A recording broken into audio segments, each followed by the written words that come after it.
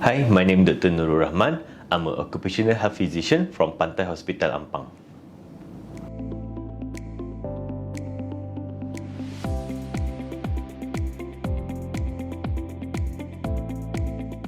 The novel coronavirus pandemic is the perfect model for understanding what exactly a pandemic is and how it is on a global scale. Since the emergence of COVID-19 in 2020, the public has been bombarded with new language to understand the virus and the subsequent global public health response. But what is pandemic? The World Health Organization declares a pandemic when the disease growth in exponential. This means the growth rate of the disease is skyrockets, and each day cases grow more than the day prior. In being declared a pandemic, the virus has nothing to do with virology, population immunity, or disease severity. It means a virus covers a wide area affecting several countries and population. And what does endemic mean? A disease outbreak is endemic when it is consistently present but limited to a particular region.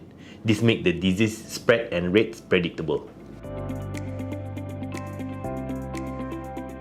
Typically, there is a large time lag between an outbreak and when vaccination can be distributed, as we've seen in COVID-19.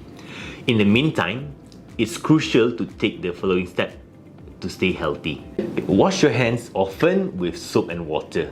Make use of hand sanitizer. Don't touch your mouth or nose without sanitizing or washing your hand first. When you cough or sneeze, cover your mouth and nose with a tissue.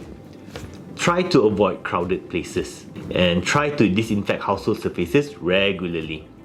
Practice social distancing when you go out of the house. Employ properly fitted face masks and other protective shields when outside of your household. Kementerian Kesihatan Malaysia adopted the Carefully Standard Operating Procedures or SOP.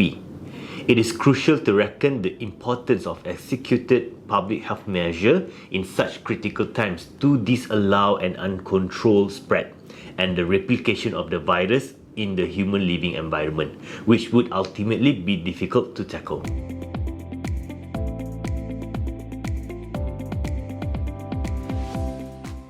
Quite a few people have been talking recently about natural immunity. They have heard that once you get infected with COVID-19, you have antibodies that should protect you against future infections. This is true up to a point. But what is often neglected is that with infection, much like with vaccination, immunity wanes with time and new variants compromise some of the protection we previously had. Unfortunately, it was unknown how well natural immunity would hold up against the new strains. It found that the protection offered by a previous infection was very high, 90 to 92% at least, against the Alpha and the Delta variants respectively. But it dropped to 56% with Omicron. So, while having had a prior infection did offer some protection, that protection drops as the virus continues to mutate.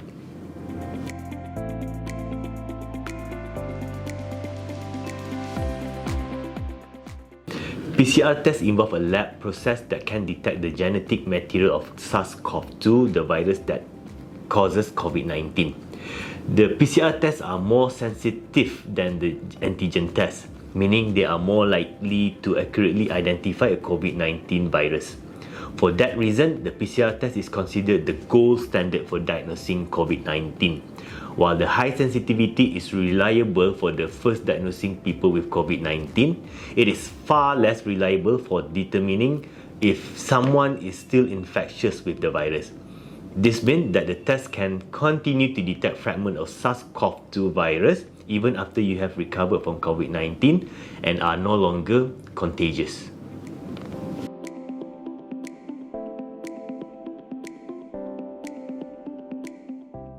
With that being said, the CDC says no study have found evidence that people who continue to test positive for COVID-19 weeks after they recovered can transmit the virus to others. Positive results from self-tests are highly reliable. However, negative results from self-tests do not rule out SARS-CoV-2 infection. A negative result may not be reliable, especially when you have symptoms associated with COVID-19.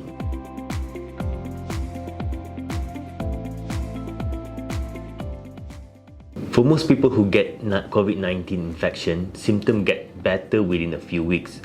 But to some people, especially those who got sick enough to need to go to hospital, continue to have symptoms for a bit longer. This can be mild or more serious. Post-COVID-19 condition, or long COVID we call, this referred to a symptom that continues beyond 3 months after being infected. This is more common in people who were critically ill, meaning they needed to stay in the ICU or be put on a ventilator. The symptoms that persist are not the same for everyone, but symptoms that are more likely to last beyond a few weeks include feeling fatigability, trouble in breathing, chest discomfort, and cough. Some people have ongoing psychological symptoms such as depression, anxiety, or a related condition called post-traumatic stress disorder, PTSD. It's hard for doctors to predict when the symptom will improve. Your recovery will depend on your age, your overall health, and how severe was your COVID-19 infection symptoms are. In general, treatment involves addressing whichever symptom you have. Often that means combining a few different treatments. Depending on your situation, you might also need a symptomatic treatment to relieve symptoms like fever, cough, flu, or muscle ache. And to some people, cardiac rehab, pulmonary rehab, physical and occupational therapy are required. The only way to avoid this for sure is avoid getting COVID-19. It is true that most people who are infected will not get very sick, but it is impossible to know who will recover quickly and who will have persistent symptoms. The best way to prevent COVID-19 is to get vaccinated.